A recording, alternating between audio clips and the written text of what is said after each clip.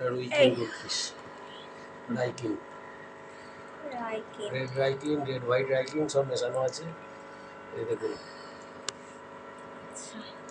Red red white সব মেশানো আছে। রাইকিং গোল্ডফিশ, রাইকিং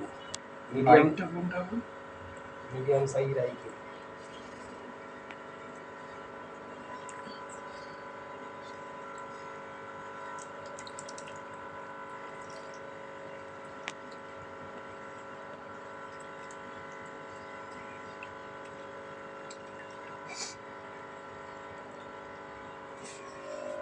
আর এটা